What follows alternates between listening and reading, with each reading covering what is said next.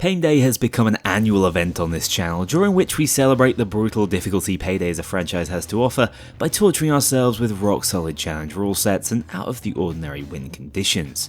On April 1st, I've experienced the highs and lows of randomised builds and constantly rotating weapons, but nothing could prepare me for what Painday 2024 had in store. That's right, we're playing Payday 3. I know, let me tell you, it's been Painday personified for me since day one, so I had to ask myself how I was going to make this work to stand out within the old Painday formula I'd used previously for Payday 2. The conclusion? It's a spin the wheel rule set. Prepare to witness me take on everything Payday 3 has to offer under wacky stipulations, from trying to beat heists without shooting, breaking onto the speedrunning leaderboards, or just completing a bloody heist in stealth. As ever, expect there to be a good deal of silliness, close calls, and most importantly, Payday adjacent agony as we find out if I can beat every heist in Payday 3 without losing my mind. Just a quick note, this year, the majority of Painday was streamed live on April the 1st and 5th, hence why I have footage of live reactions. Due to a few technical limitations, the video quality isn't the best, but hopefully that adds to the whole uncomfortable viewing thing we already have going on. Anyway, the rules are so simple today that I don't even need to pull up a screen to visualise them for you. I just need to clear all 11 Payday 3 heists as of April 2024 on Overkill, the game's hardest difficulty, with the additional challenge of 1 wheel spin per attempt. If a heist or wheel requirement is failed, then it needs to be replayed after spinning the wheel once more to make sure I never get used to the rule set. I'll be running you through the exact requirements of each rule on the board once they get chosen by the wheel, although most are fairly self-explanatory. Kicking things off on No Rest for the Wicked, Almir's favourite Mario Kart track, I'll hand you over to my past self to handle this one. Let's do a roll. While you listen to that Payday 3 music. While constantly edging. Okay, I have to explain this one. Let me stop myself right there before all the Freudian slips occur. Edge is a mechanic in Payday 3 that gives you 10% more damage and activates a number of skills. Constantly edging just means we need to have 100% uptime on that stat boost, which is easily achieved when you have a skill like Gunslinger to activate it in an instant by simply switching your weapons, and another, such as Combat Reload, that allows you to reset edge and grit every time you reload. So long as you're paying attention and don't get downed, this challenge is actually quite self-explanatory and a walk in the park, really. Turn it down, turn it down. How actually are my... Guys, I stopped edging.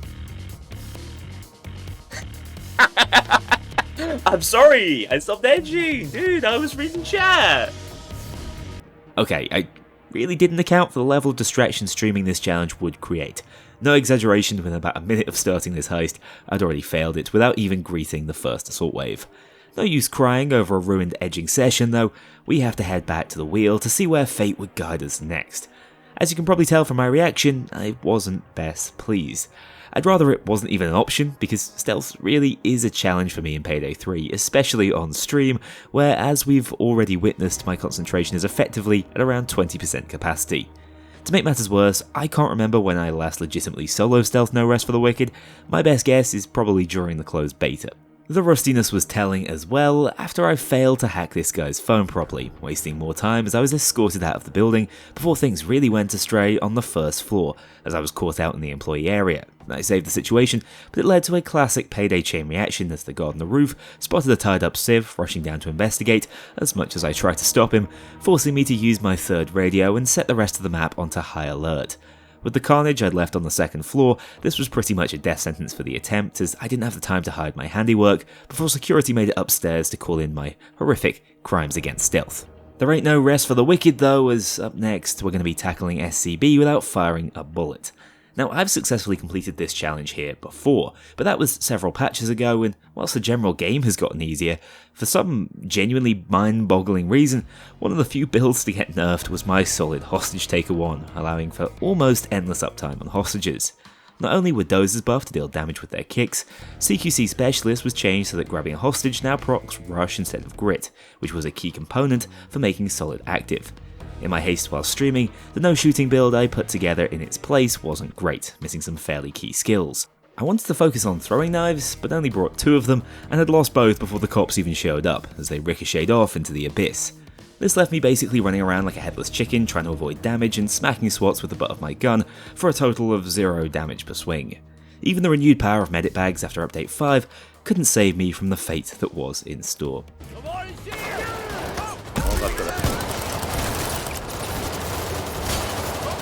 Well, we fightable. Another cock up, another spin.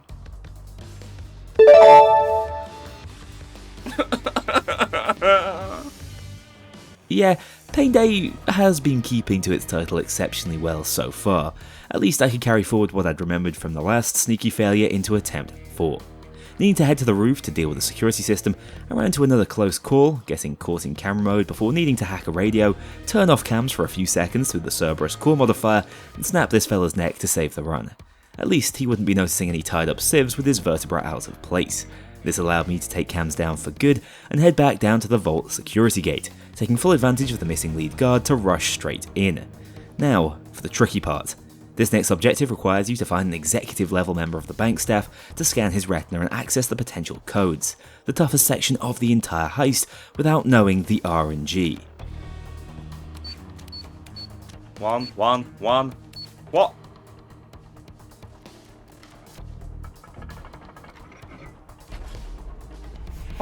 Sometimes the chips just land your way. I'm taking that 1 in 14 chance all the way to the bank as Painday's finally locking up. Moving the bags out to the dumpster is always more stressful than it probably should be after masking up, but despite a few close calls, we made it out, completing heist 1 already an hour in. Road Rage is up next because, as you know, the only way to play Payday 3 is to go through the heists in chronological order, sometimes skipping 99 boxes if you don't want to really suffer. Anyway, the first roll was for max sensitivity, another self-explanatory modifier for us to wrangle our way through. At 3.0 mouse sense and 2.0 targeting sense, it's not the easiest to line up your shots, or even walk up to objectives properly, especially after I heavily lowered my mouse sensitivity a few years back to try and get better at FPS games. My genius plan was to make this challenge even more extreme by setting up an MLG build with the R700, which after recent buffs is a beast. I thought this would be a great chance to show them off, to chat firsthand, but if the hard time I was having even picking up ladders was any indication, you'll probably be able to tell this wasn't the brightest idea I've ever had. I was initially overturning like a madman and had to adapt to aiming with my arrow keys to land shots over any distance. Apologies in advance for any motion sickness this gameplay induces. However, once you've lived as a 3200 DPI Andy for long enough, it's like riding a bike when you go back, although almost as soon as I started getting the hang of it, my entire crew was taken down, leaving me at the mercy of every cop on the heist. Oh, he looked at me the wrong way. Cool. Okay, high sense was hard. Indeed, high sense was pretty tough, but without firing a bullet was going to be even harder without seriously cheesing the game. So, referring back to breaking Payday 3, I decided only the most mature cheddar of strats would do for this next attempt. The new no-shooting build I put together was focused around a complete abuse of game mechanics, building into a chain revive setup that could make me effectively invincible for 5 seconds at a time, leveraging my crew AI's uncanny ability to go down at any moment, which had just sealed my fate previously on attempt 1. The first half of the heist, escorting the van, was a mad scramble, with only a throwing knife with which to dish out actual damage. Fortunately, the lads were eating up sniper shots by the second, making it easy to maintain my own health bar with overheal. The medic aced, combat medic and code blue combo is hard to argue with when it comes to sustaining yourself on these solo overkill heists, as only this cloaker managed to really cause me any issues.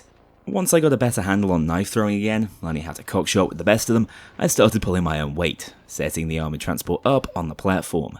Unfortunately, the FBI van had decided to arrive early and ruin my day. As we already know within the framework of a no-shooting run, these things are effectively invincible, meaning I was facing down a more intense, endless assault than I really should have been. We were left scrambling to take down this dozer who came in with the FBI, throwing knives into his face and picking them directly out of it with the small windows of combat medic invincibility I was able to juggle. About a minute of whatever that was later, he finally dropped, giving me enough of a window to start securing the rare metals at Bar's chopper. Alas, a second dozer decided to ruin the celebrations, rampaging through the entire squad, who I was just about able to keep afloat until I lost grit at the very same second I revived Dallas, missing out on a key moment of invulnerability and going down myself straight after, with the dozer finishing off the rest of the crew and beating his chest triumphantly. Honestly, this is akin to celebrating after scoring against a 13-year-old. Get in there! Well done, he's 13. Pistol only gave me the chance to try out the newly buffed SP Model 11 at least, which can now one-shot kill thanks to the massive cutting shot changes, although I have to admit, I didn't have a lot of faith in it, so stuck with the core of the same Fortitude Chain Revive setup, as of course, there are no pistol dedicated skills in the game, which is a mistake in my opinion. Actively being able to defend myself was a nice change of pace, and the extended range asset for the transport made it much easier to keep moving while saving the crew from themselves, and their abhorrent lack of self-preservation.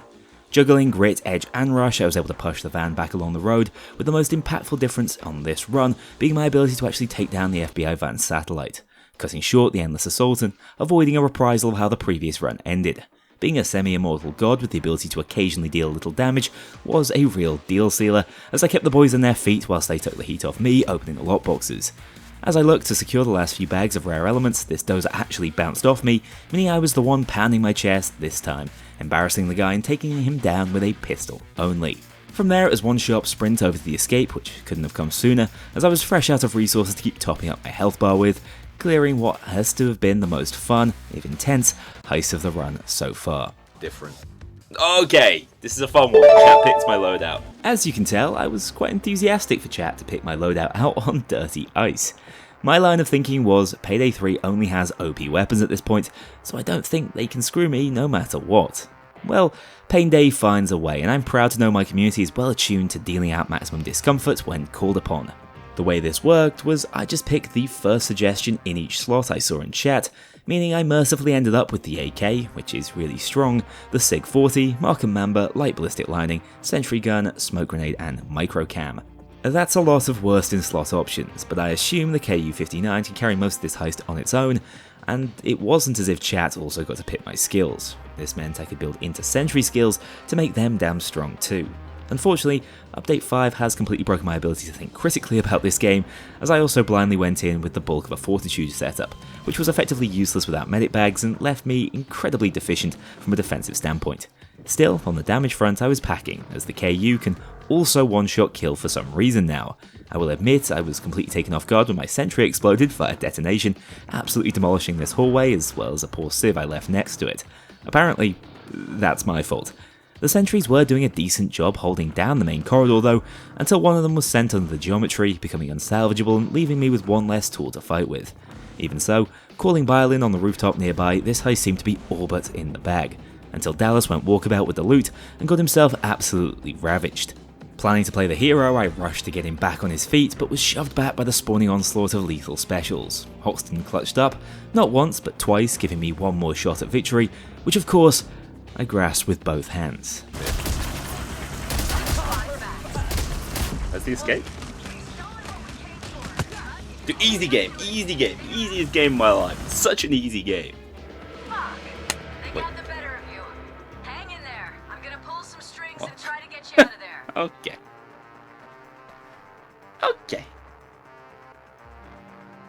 Okay, cool. Nah, no worries. No worries. I forgot it well like that.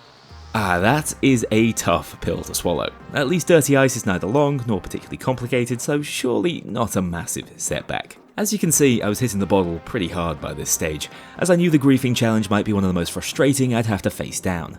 The concept was simple: have 3 chatters join and make the heist as difficult as possible for me, without soft-locking any required objectives, at least not without being inventive about it. I was joined by the legend Commander CH, probably the highest level player of Payday 3 out there, and Berserk Schornstein Fergermeister. Try saying that 3 times fast.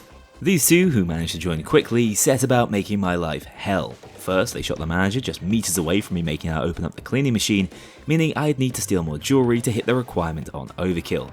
Then they dealt with the remaining employees on the map, making it impossible for me to open up the vault and gain access to the rare loot, again removing a huge portion of the heist's available quota. Fragging me to blur my vision and eating their way through my deployables as soon as I dropped them to cut me off from adrenaline, these two really weren't messing around. Luckily for me, the 4th prospective griefer crashed, meaning I at least had one supportive crewmate in the form of Chainspot. But with most of the loot strewn halfway across the heist, I was already in big trouble. It was then that it struck me. They'd already beat me. With no feasible way to clean the loot to add value or access to the large diamond, I was effectively soft-locked from completion so long as my crewmates held on to the more expensive jewelry they'd picked up in the back room with the powerlifter skill. Despite needing chains to save me from a cloaker, I was able to secure the few poultry bags left around the outskirts of the heist, but this was not enough. As Commander held strong through the offer of gift sub bribes, using my own bathroom strats against me to stay alive and outlast me no matter what I did, I was fundamentally soft-locked without the guys actually breaking any rules. Even more brutally, when my constant begging finally convinced them to throw me one bag, it all ended in tears. Just see for yourselves. Oh! No! Save me, James! No!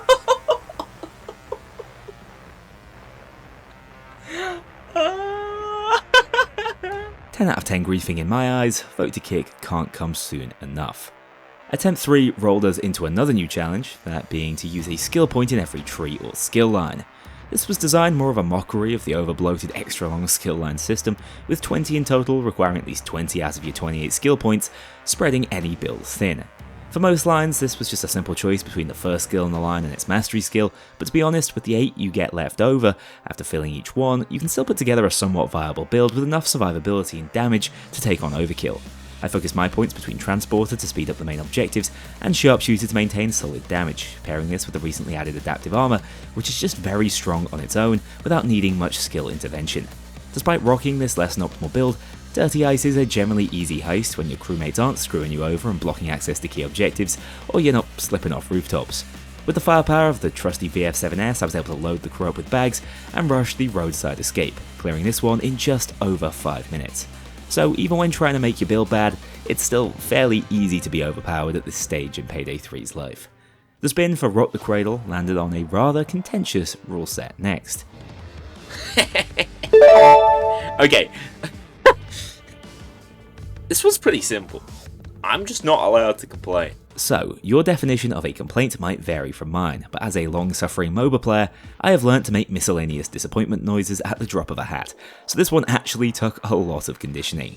It was very silly, but fortunately stealth is allowed, meaning I was just able to abuse this heist's many stealth loopholes, which just added extra opportunities for an accidental complaint to slip out, giving us such lines as, Payday 3 is not a stagnant game, it's always changing. It's a live service, we are truly alive right now. Me and the other 300 players on this game. That's a lot of people. Have you ever seen 300 people in one room? You'd be like, wow, dude, that's a lot of people. or, You've lost me.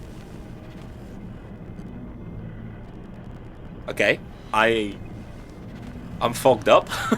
There we go. The storage unit is open. Get in It there doesn't and matter. pick up the Just know I'm control having a good time. as my webcam got fed up of my lies. True innovation.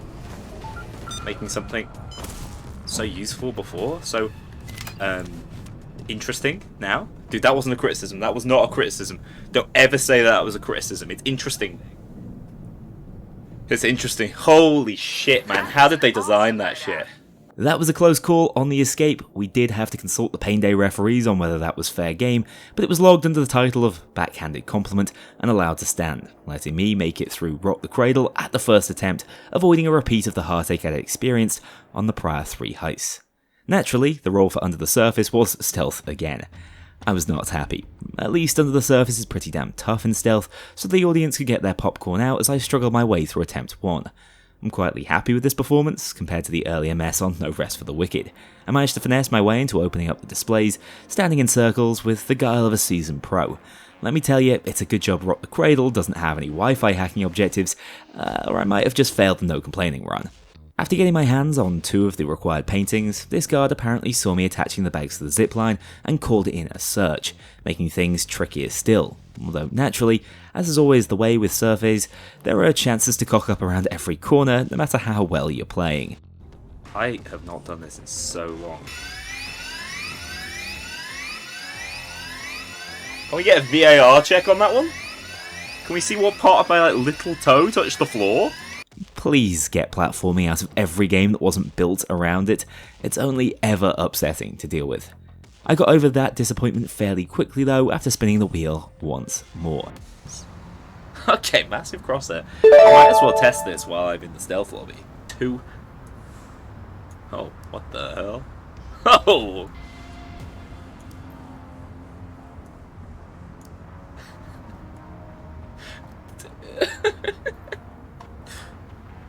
guess we also have to scale this up.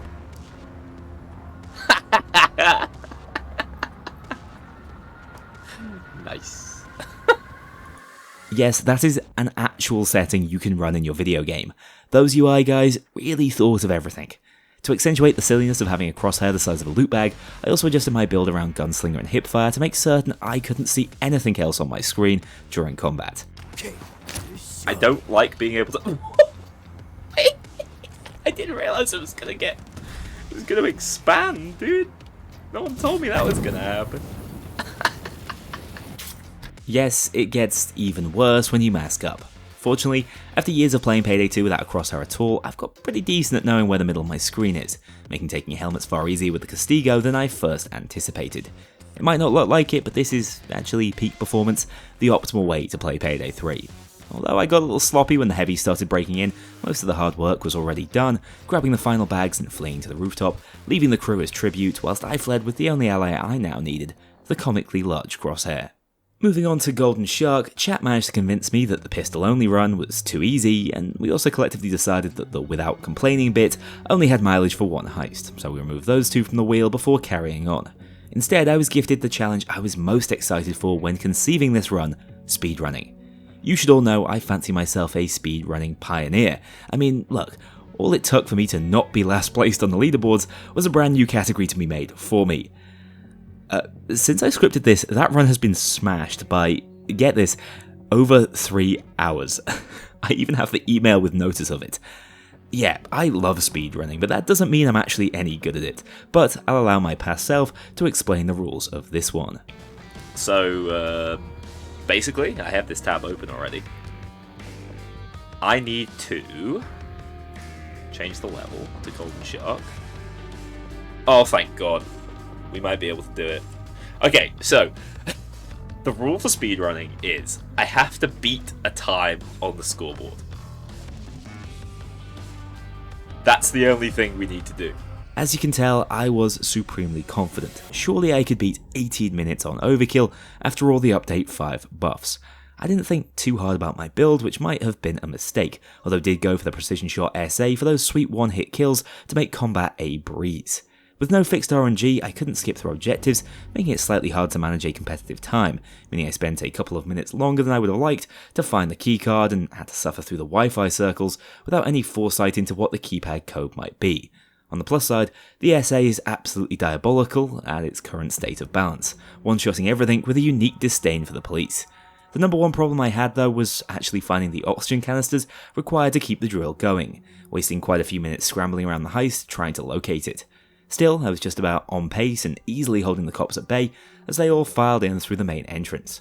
After opening up the vault, things got even tougher as the heavy SWAT started spawning in mid-wave. My major mistake here was loading the crew up with loot bags. With a zipline in place, it would have been a lot faster just to launch them up top with transporter skills instead of fiddling around trying to get bags on backs. The end of this assault was a mad dash to trade hostages for healing supplies, whilst also reviving my poor crewmates and keeping the cloakers at bay, getting really lucky with Bile's spawn side and starting to load bags in with 16 minutes on the clock. This was going to be close, as I charged headlong into the SWATs, rushing up the stairs to greet me on the roof. Basically, I needed these last few bags to be enough to escape. If I miscounted at all, we were screwed. With my entire crew on the verge of custody, I tossed them in. Bag 8, 9, 10, 89% of the loot we required within 17 minutes, 50 seconds. So close, but so far.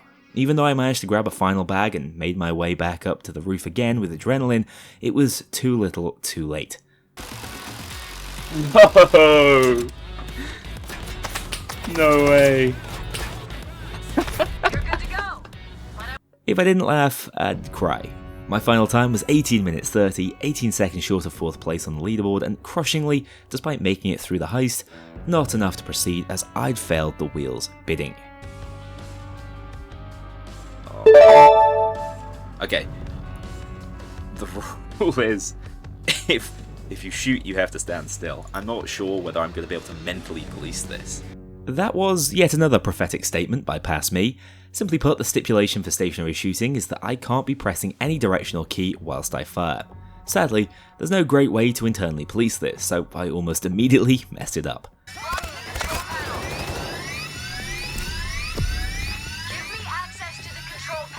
Dude, I'd probably already broken it, hadn't I? Standing still shooting, starting from now.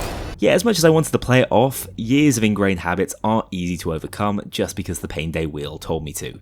As penance, and not to waste this cool challenge concept, I upped the ante to keep things going thanks to a chatter's idea. Hang on, playing the game with one hand is a really funny idea. Congratulations on just creating a better idea. I'm now playing the game with only my left hand. Because otherwise, well, I could... Actually, playing the game... No, I have to play the game only with my left hand. This was more doable than I expected, although it did start to cause my arm to ache due to the contortions required to pull it off. If anything, it made my aim better, as I had to hit my shots whilst out of cover, although walking into walls without the ability to turn normally wasn't ideal. In the end, it was all too much as my body gave in before my mind did, going back to two hands and literally failing the stationary shooting rule within 1 second of doing so, which says it all really. I've got to go back to using my other hand. I'm sorry. There ain't no way. It's starting to make me super uncomfortable. And I moved while shooting. This one's bust. Back to the wheel, it's time to showcase another new rule type, the misdirect build. My hate for this skill is already well documented. It's the most overly bloated skill in the game, requiring you to jump through dozens of hoops to achieve the most mild and inconsistent 10% dodge effect you can imagine. But it is theoretically possible to optimize its uptime and application with a dedicated misdirect build. You just have to ruin your life to do so. With 28 skill points, you can still run a lot of the meta damage and utility skills, but you also have to run things like every skill and strategist to keep things marked, as well as scrambler skills like extra pockets to bring 3 motion sensors on the heist. It all works in concept, but in practice it's incredibly hard to make genuine use of. I couldn't tell you if I dodged the bullets across the entire heist, and even the might of the buffed car force still couldn't carry me through this one, as I ended up in custody with just a few more bags to secure the completion. The live reaction really says it all.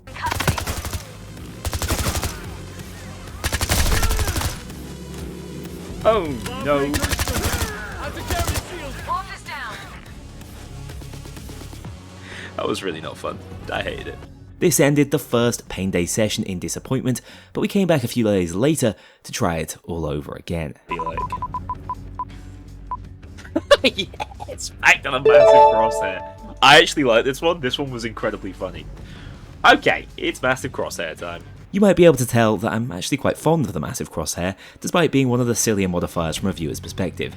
It's also one of the most manageable to play with, so I'm confident heading in, slapping together a hip-firing AK build to make the most out of the massive white squares on my screen. Honestly, this build wasn't bad, speeding through the first 10 minutes of the heist with ease, only slowing down when the vault door opened up and the heavy SWAT started rolling in. With enough bags already on the roof to secure victory, my path out was suddenly blocked by a bulldozer who proceeded to wipe the entire crew off the map as another promising run went quickly down the drain. But it all seemed like destiny when I spun again. Back for day 2 with a brand new haircut. I hope the weight saving I'd made might give me the extra speed I need to avenge myself upon the speedrun challenge. Redemption was still 18 minutes and 12 seconds away, but my overconfidence here was sticking with the same gunslinger AK build I just ran on the previous attempt, instead of switching back over to the best build in the game. Foolishly, I wasted about 10 seconds trying to free this poor SWAT from his war prison for no apparent reason, forgetting that I was meant to be speedrunning. This set the tone for an incredibly sloppy assault wave after the vault opened up and we started facing down dozers. This one charged me and then absolutely ate a round of AK fire to the faceplate before returning the favour as the crew juggled aggro just long enough to take him down. But the damage was mostly done, as I was forced to drop my final medic bag earlier than planned, with just a few minutes left on the clock and bile yet to arrive. I was forced away from the vault by another spawning dozer who eviscerated my health and armour and very nearly took down the entire team. Fortunately, Hoxton returned from custody at the perfect moment, getting me back on my feet with just seconds to spare. The two of us pushed together to make it out of this heist, but already that time wasted on the floor had taken its toll, putting us way off pace, again a bag short when we hit the 18-minute timer. We made it out on this one in 19 minutes 50 seconds, somehow an even slower time than my previous attempt. Confidence was now at rock bottom. There's just no way we managed this. I had no faith that a point in every skill line was going to be possible after all my struggles on this heist already, but maybe I should have gone in with a little more positivity. After all, I still had enough spare skill points to make the SA as overpowered as ever, still one-shotting everything even with my incredibly compromised build. Once again, the problem started almost as soon as I got the vault open, as I just couldn't hold back the wave of oncoming heavies without ammo funnel and replenish. A cloaker threw another spanner in the works as the squad very nearly went down late into the assault.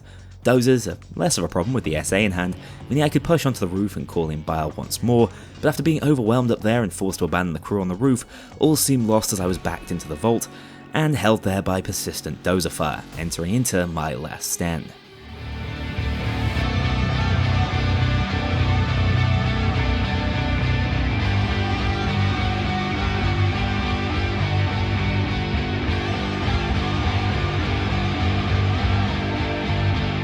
We made it. The boys were back, I'd survived at death's door, and we'd held out for the escape. But as I sprinted up to the roof, I immediately noticed something was off. I was alone. The crew hadn't followed. They were stuck, chained to the vault, forever. It was then I heard it. Oh no, I definitely don't. Wait, maybe the bug... Do they still help me? Do they revive me from across the map? Oh my god, they do. It's that bug. Oh no. No. No! Escape.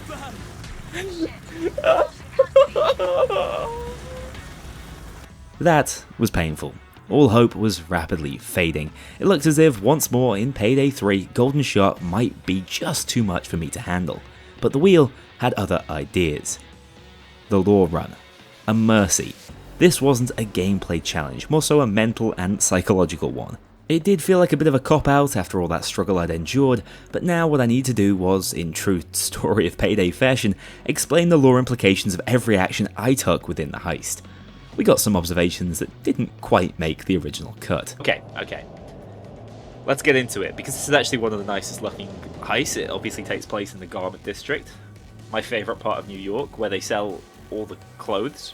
That shark, she's really crazy. Okay, here's the real law that I want to get into. Like, who is this guy? They put the exact same portrait of him up twice. How can he be that famous? That they were like, dude, we've got one portrait of this guy. Is this gold? Is this perhaps Shark Senior? I don't know. Maybe this is his twin brother. But this is just the same goddamn portrait. I've never seen a place that has two identical portraits. I don't know, what, like 5 meters away from each other? It's crazy. As well as some over-the-top live reactions to Payday 3's physics at their very best. Also, as you can see, when I pick that up, I get access to a new resource called Adrenaline. What the fuck?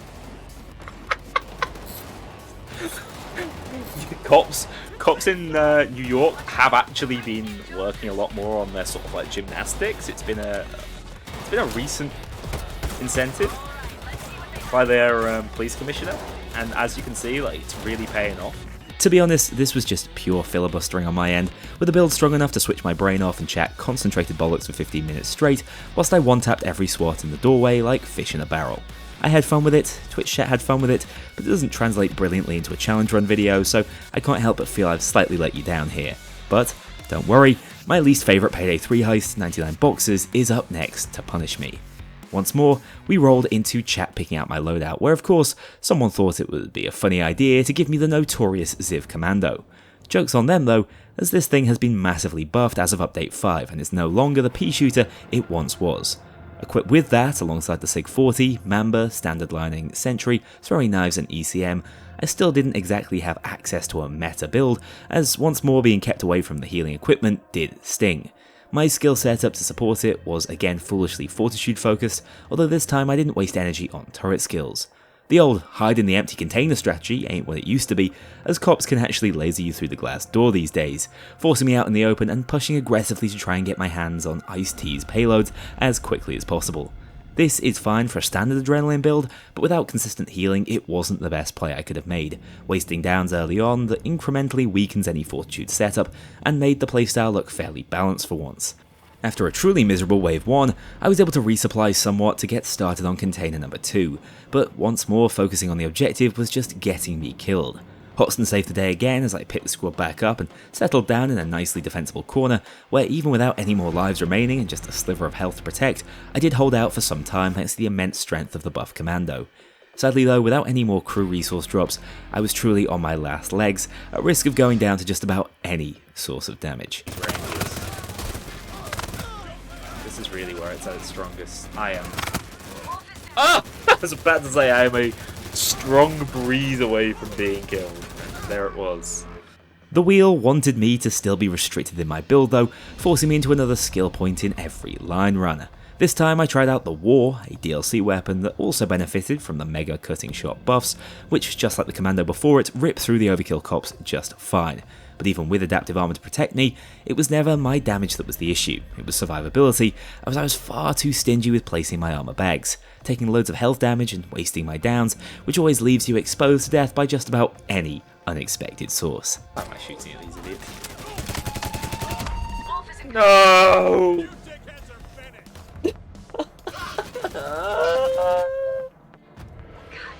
Why? Never expected that response from the cops. Get you free. Morale wasn't high at all at this stage of Painday, but I was pleased to have another chance at speedrun redemption. And that was until I checked the leaderboard. I'd have to beat Egoriga's 8-minute 49-second time to rank in 4th place, which was undoubtedly a stealth time that probably required a good handle on the RNG of the heist. Still, I gave it a damn good stab, finessing my way through the first objectives around the warehouse and quickly securing the 2 QR codes from security before needing to mask up and take out this guy, as getting escorted around the entire building would have really thrown me off the pace. Alas, when RNG starts to come into it more prominently, with the container locations and Wi-Fi circle spawns, things really slow down. I was spotted by what felt like a pixel of this guard's field of view, forcing me to carry on without hiding the body, as that would be curtains for a competitive time. But this ended up being a fatal decision, as the body was found right as I accessed the first component bag, forcing things loud and making it physically impossible to finish the heist within the time required. Admittedly, I was already almost 7 minutes into the heist when this happened, so I doubt this would have ended in success anyway. Holy, a spin twice! Okay, this means I have to do both of whatever these things are.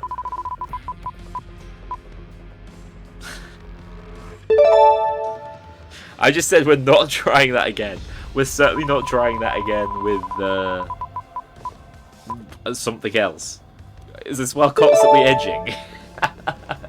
Speedrun whilst constantly edging. You can really see my brain ticking over, trying to work out how to attempt this one without tremendously embarrassing myself.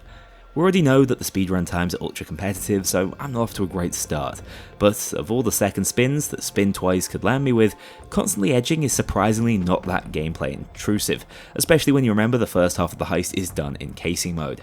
All that hope and optimism was shattered when I was escorted out of the warehouse a couple of minutes in, wasting precious time.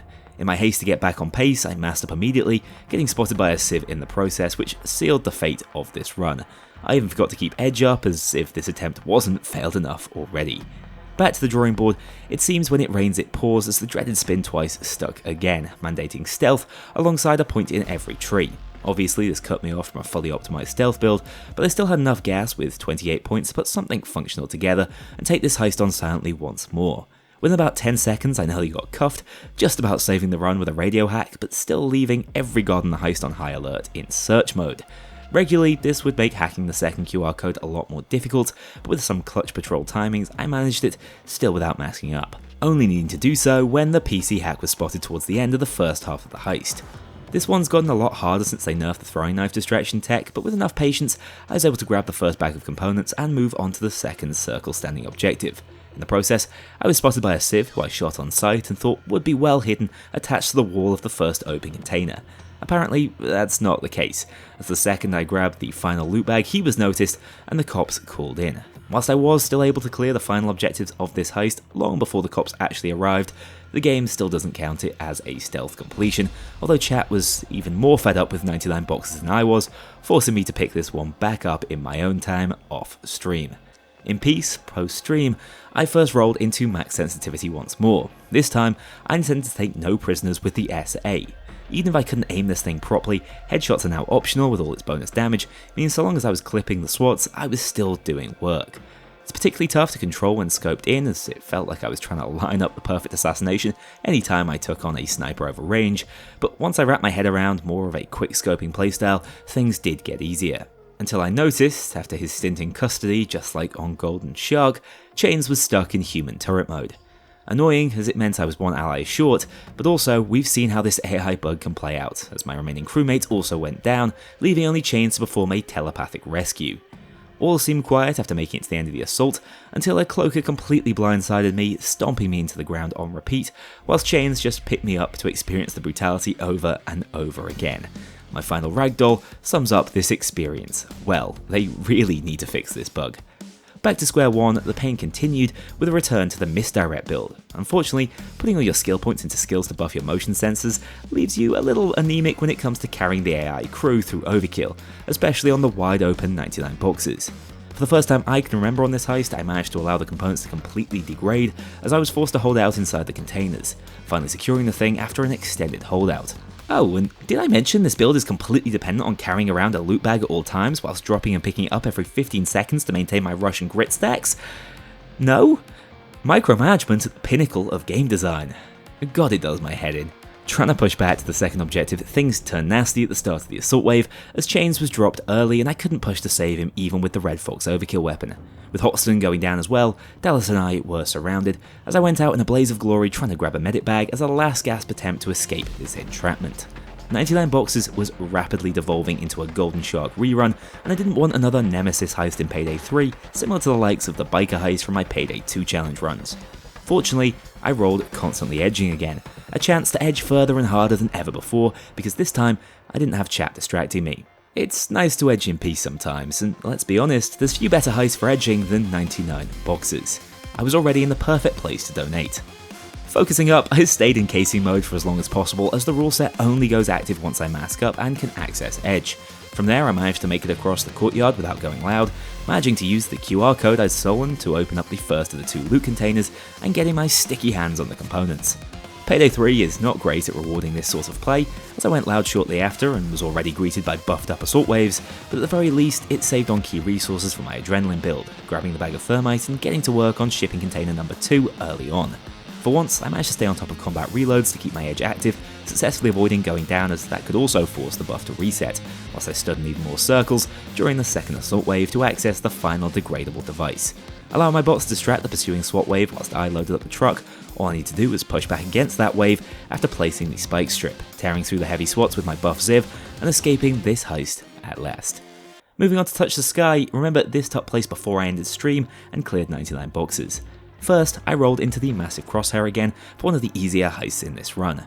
Trying out the FSA on this one for just a bit of variety and to accentuate this no-aim, no-brain playstyle of semi-auto shotguns, things got off to a messy start as the whole crew was forced out to the entrance by the first intense spawn wave.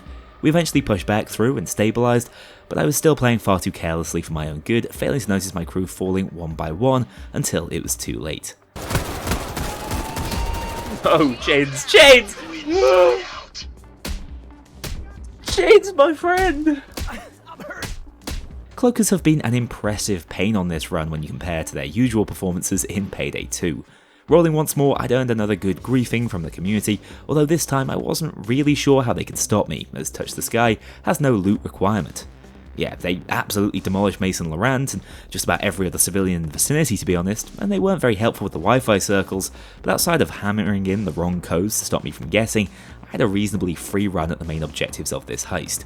Even better, they started having issues of their own, going down and getting cloaked, giving me a chance to start leeching off their deployables before they used them all up. Urk stole the red keycard, but again, soft locking is against the rules, so I was able to convince him to open up the office. Eventually I was able to drill inside, but with the codes I noted down almost instantly pushed too far up in chat for me to read, and no visible fingerprints when someone has failed the code, I suddenly realised it was close to a stalemate. This wasn't a complete softlock, but I only had one roll of the dice to create an opening. I needed to kill my own team. Since I was the one doing most of the fighting against the cops, if I just hung back, the others were left completely exposed, as a dozer made it inside, leaving me with a sliver of health whilst taking down 2 of the griefers. Urk followed soon after, rushing for a Hail Mary revive, leaving me with just one task to break the lock. I had to get to the keypad before they returned from custody, which, as we all know, is far too fast right now. Knowing time was ticking and seeing a tiny opening, I forced it. No. Oh my god, there's way more around here than I realized, dude. I actually really hated that. I'm never playing with any of you again. You ruined my day. As if my day needed ruining more. Heartbreaking after how close I'd come to thwarting the other three, but it seemed that even from beyond the grave, my traitorous teammates had succeeded in ruining this run. It's crazy how far we've come, for Payday 3's difficulty to already require almost the entire team to be trying to throw to make it sufficiently challenging to stop just an average player in their tracks. The wheel called once more though, as I hit max sensitivity for the first time in a while. Whilst my aim was still all over the place, the Moscone shotgun more than made up for that whenever I did land a shot, tearing through most enemies in just a single hail of pellets. I'm honestly dangerously close to getting used to this crazy high sensitivity again, and I know my aim is going to suffer in the long term as a result. But after tearing my way through a wave of heavy swats, I was entering into my flow state.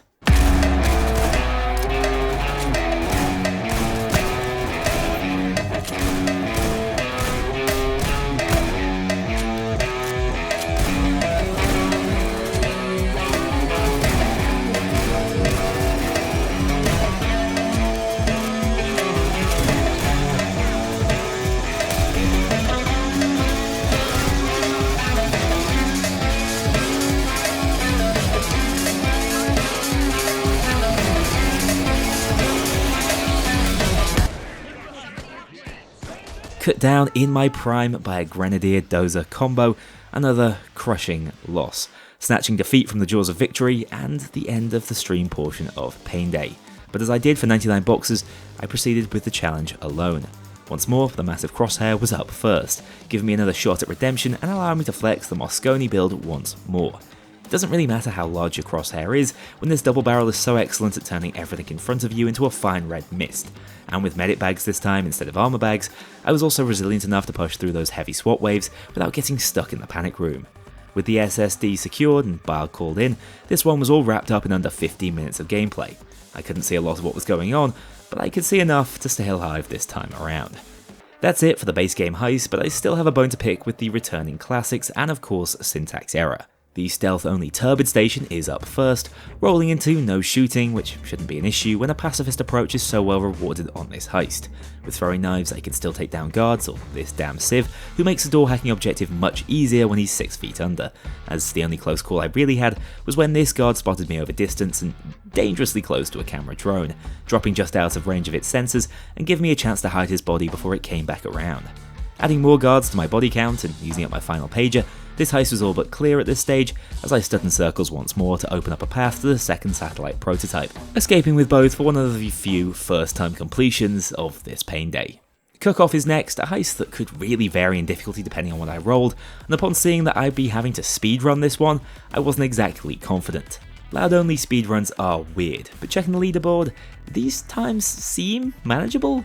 At first glance, looking towards M Apex's run description, 3rd place at the moment, it seemed like I'd be needing to jump through a fair few hoops to be competitive. In hindsight, I'm not sure you can increase the police's will to live by 2.4% in Payday 3, so I'm thinking this might have been a shitpost, but let me tell you, at the time I was quaking in my boots.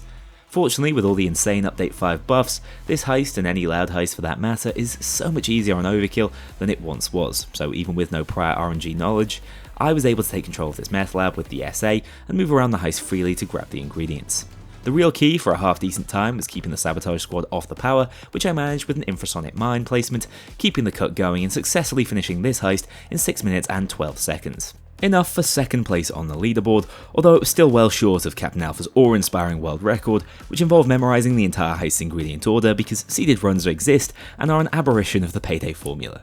Anyway, finally a successful speedrun, we are so back, just call me Distortion 2 because I am now the 2nd ranked solo Overkill cook-off speedrunner in the entire world. That brings us on to the final heist, Syntax Error, one of the game's most difficult even without strange stipulations that I hope would be a worthy final challenge. I actually rolled an unseen modifier on this one too, without reloading, which should be fairly self-explanatory. I can't reload any of my weapons, so if I run out of ammo in the mag, they're no longer usable.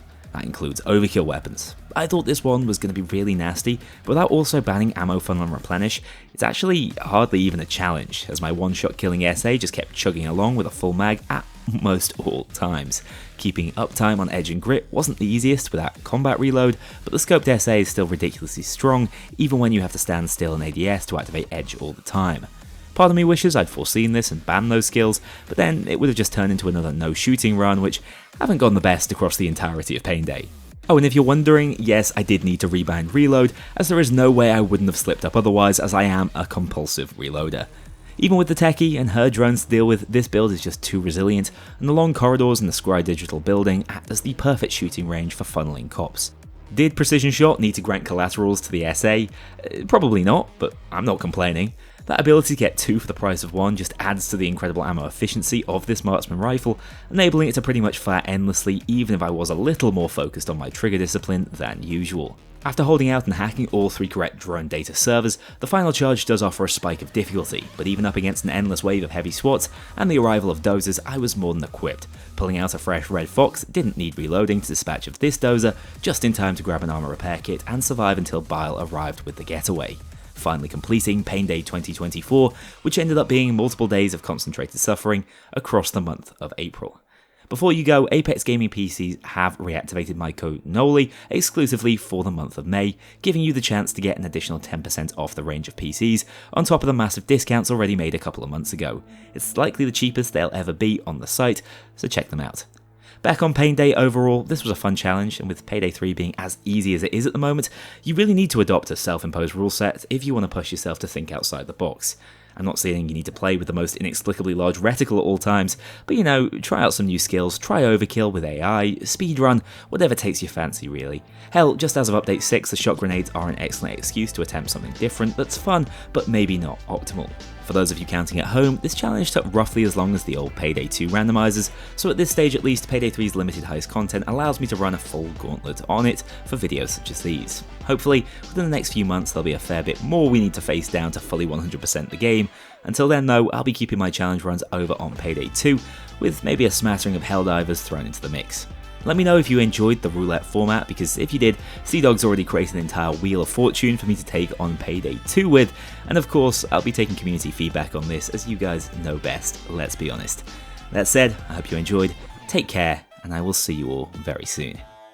A huge thank you to my dedicated Patreon backers. If you want to join this crew in going infamous, check out the link below and pledge as little as $2 to see your name in the credits, or get 24-hour early access to future videos and vote on upcoming content. Take care, I'll see you all soon.